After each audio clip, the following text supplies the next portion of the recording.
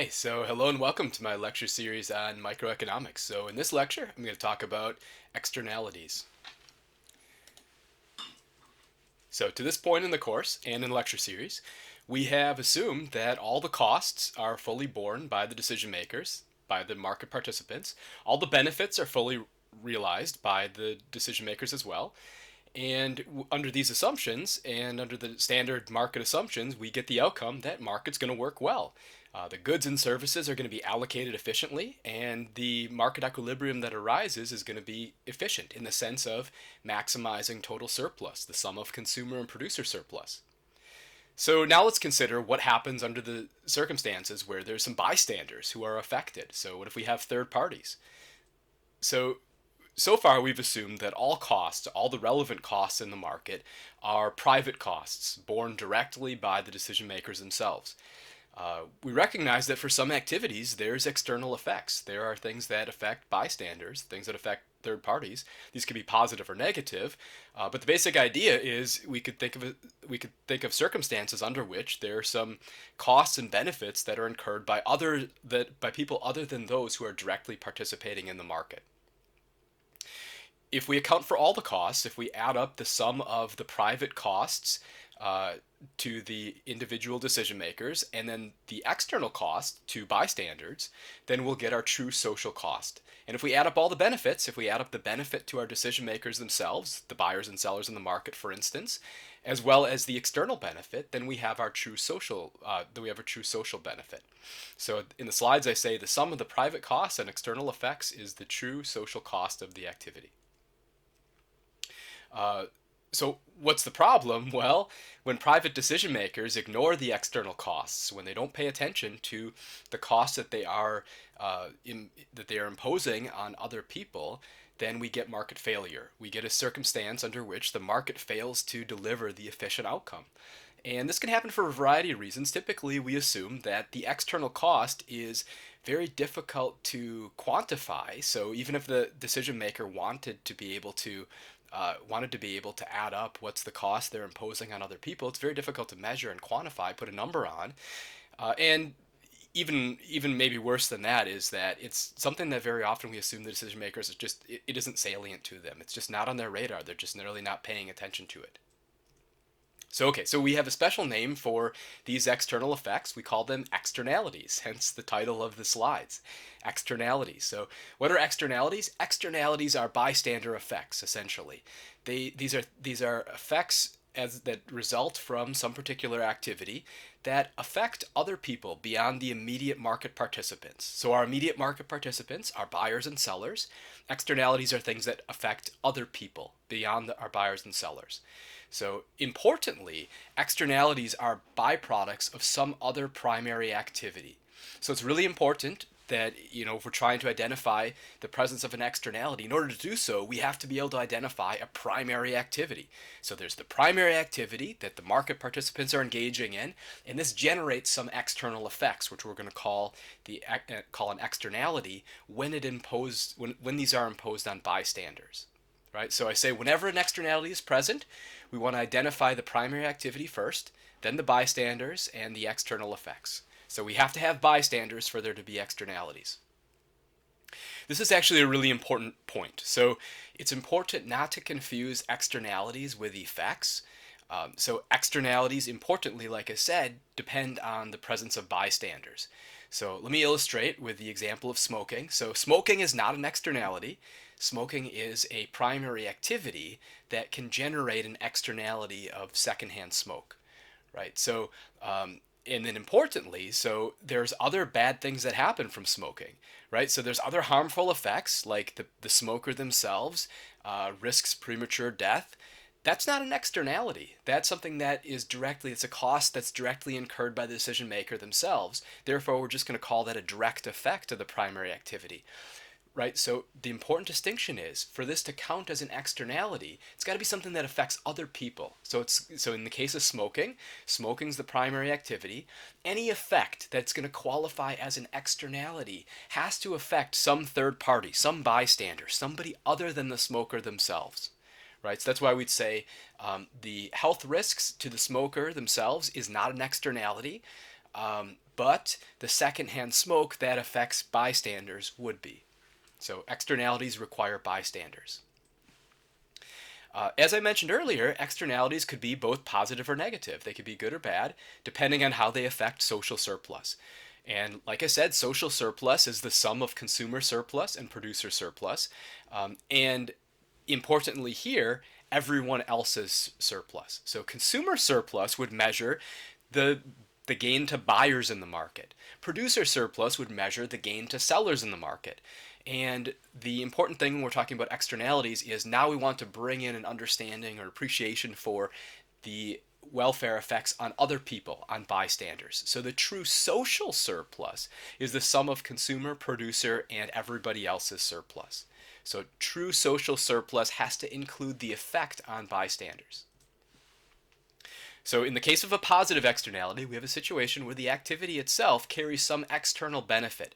So there is a benefit to the decision maker themselves. That's not an externality. Where the externality is when there's some positive effect on some bystander, right? And this has the effect of making the true social benefit larger than just the private benefit, because there's the benefit to the individual themselves for the activity, and then there's this additional benefit to other people. So you could think of like movie theater popcorn, right? So there's a smell of movie theater popcorn.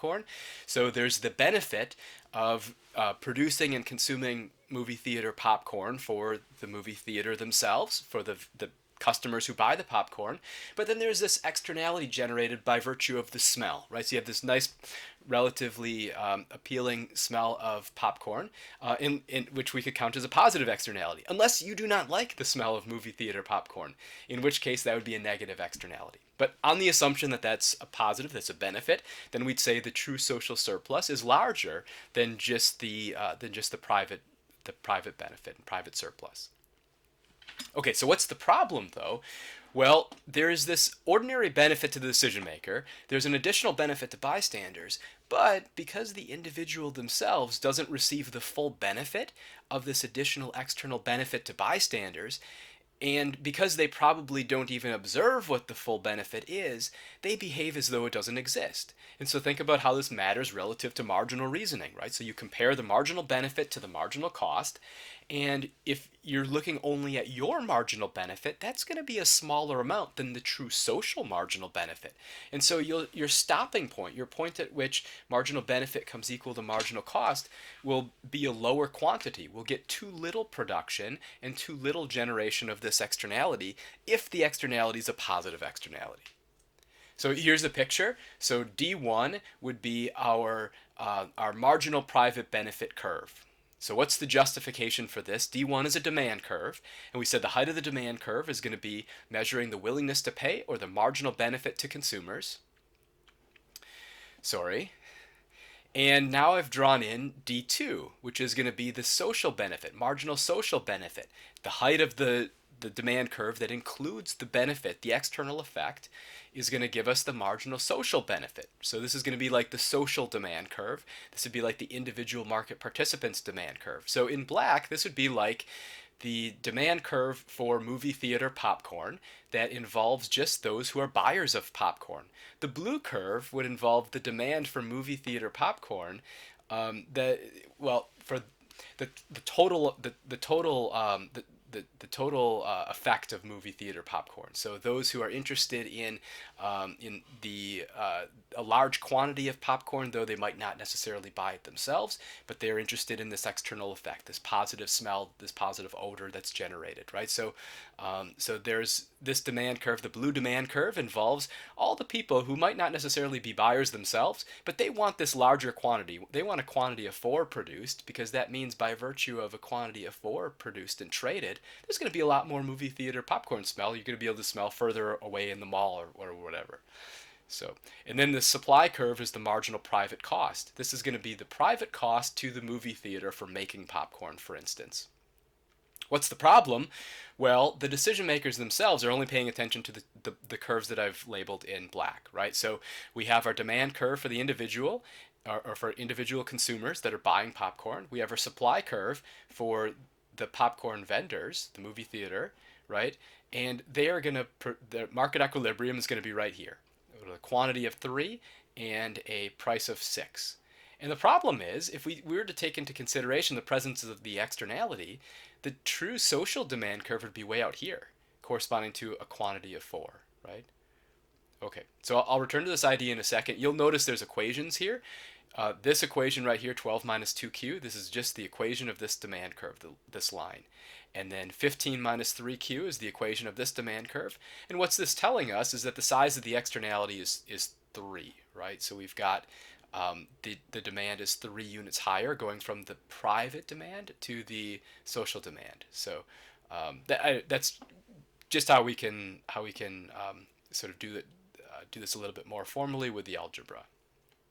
Okay, so negative externality exists when an activity carries an external cost. In this case, social surplus is going to be smaller than individual surplus. And why? Well, there's this additional cost. There's the cost to the decision maker themselves, and then there's an additional harm that's impacting bystanders, which the decision maker themselves are not paying attention to. So what's the problem? Well, when there's a negative externality present, the individual themselves does not incur the full cost of their action. Nor do they even observe it, right? So they, if you see a case where somebody's smoking in a park, there's health costs to themselves, there's costs that they had to pay to be able to acquire the cigarettes in the first place, and then there's the external cost to bystanders, the secondhand smoke. And my belief is that smokers actually don't realize quite how far secondhand smoke travels in a park. Like it hangs near the ground for a very long time. It doesn't go straight up. And so they may not actually even observe the true cost that they are imposing on other people. And so what's the problem? We get more of the activity that generates a negative externality than would be optimal. Same is true with like factory pollution or something like that. Okay, so here's the picture. This right here, this curve S1 would be the marginal private cost. So this is like the supply curve or the cost curve for the decision maker themselves. And then this demand curve is like their private demand. I keep touching my mouse and moving this, sorry. And then the marginal social cost in red here is showing us that, hey, we've got an externality that's worth 2 units, right? Our true social cost is 2 units higher everywhere than is our private cost, right? So this is a leftward shift of 2 units telling us that the size of this externality is 2, right? If we take into consideration the true social cost, we've got a much costlier activity, and from society's point of view, we'd actually only want, I mean this to be 2, we only actually want 2 units produced. What's the problem? Well, the individual decision makers, the market participants, buyers and sellers, if the market's left to its own devices, are going to produce this amount right here. And so a quantity of 4. What's the problem? This is not the socially efficient. This is not the efficient quantity. This is the private quantity. The socially efficient quantity is down here. It's 2. Why? Well, the socially efficient quantity needs to take into consideration the true social cost as well. So to summarize, in the presence of externalities, the market outcome is going to be inefficient. We're going to get too large a quantity or too small a quantity, depending on whether the externality is negative or positive. So recall, our efficient quantity is the quantity that maximizes social surplus. We'll call that Q efficient. When a positive externality is present, the market quantity is smaller than the efficient quantity. Right? The efficient quantity is larger because we want more of the activity, because we want more of the externality generated, because there's other benefits beyond the market participants themselves. So the problem is the market quantity is too small relative to the efficient quantity. But when we have a negative externality, the market quantity is larger than the efficient quantity. What's the problem? Well, the market quantity is too big because the individual decision makers are not paying attention to the true costs, and the costs of their activity are actually higher than they're believing that they are. Meaning, if we were to look at the social marginal cost, that would be big relative to our private marginal private benefit at the level, at this Q market, at the level the market actually produces. We actually want to produce a smaller amount so that less of the externality is generated if we want the market efficient quantity. So how can this be accomplished? Well, maybe there could be some type of government action that can restore the market to the efficient equilibrium. And this is so what we need, maybe the government or some third party. Why? Well, when there's an externality present, the real problem is that our individual decision makers just don't pay attention. The externality that's being generated by virtue of their activity is not salient to them. They're not able to realize the true effect of their behavior. And because of this, they just don't take it into consideration. So they only optimize based on what's going to be good for them. And the problem is, well, we want to come up with some way to make the true benefit in the case of a positive externality, or true cost in the case of a negative externality, something that the individual decision makers can appreciate and respond to. So this could be potentially done through taxes or subsidies. So uh, typically we understand the social benefit of education is larger than the individual benefit, right? So you receive education, this is going to raise your earning potential, you've built up your own human capital, and that's great. You get some benefits, you incur some costs, right? The opportunity cost of your time, the things that you sacrifice and give up while you're in school. And so you bear these costs yourself, costs of tuition. And the problem is, you're going to compare these to your own benefits. You're going to compare all the private costs to your private benefits, so the rate of return you expect on your degree in terms of salary or something like that. And then you'll come up with the optimal years of education for yourself. And everybody else in society does this too. And what's the problem? Well, there's additional spillover benefits, where by virtue of becoming more educated, you have a higher skill level. It sort of raises the level of technology that firms are able to adopt. We have better voters, presumably, better citizens. People who are earning more money pay more in taxes. So there's all these sort of benefits to the rest of society, but you don't really pay attention to those because those aren't benefits that you actually see. So we get too little education. There's room here for the government to subsidize education, to help make those additional benefits something that the individuals themselves can feel. In the case of a negative externality, maybe the government's going to impose some type of corrective tax. So Pigouvian taxes, named after Arthur Pigou, are applied to help internalize the externality. To internalize the externality means for the decision maker to be aware, to behave as though they're taking into consideration the true social effects, taking into consideration the externality when they make their decision. That won't happen on its own, right? So the idea is the decision maker can face the cost of the action plus the Pigouvian tax, which hopefully closely matches the size of the externality. So think about the case of like a gasoline tax. Sometimes there's like some type of environmental tax that's applied to gasoline. And the idea is that each individual driver isn't able to sort of quantify or pay attention to what's their impact on pollution by virtue of driving their car. I mean, how would you ever know that? And then how, even if you knew what it was, how could you ever put a value on it? Well, so if we're thinking in terms of a Pigouvian tax, presumably, government could do some research, think about like what's the additional social cost imposed by each driver, and they could build this into the price of gas. And there, what the decision maker is going to do is they're going to see a higher price and buy less. Not much less, because we assume that gas is going to have demand that's really inelastic, very unresponsive.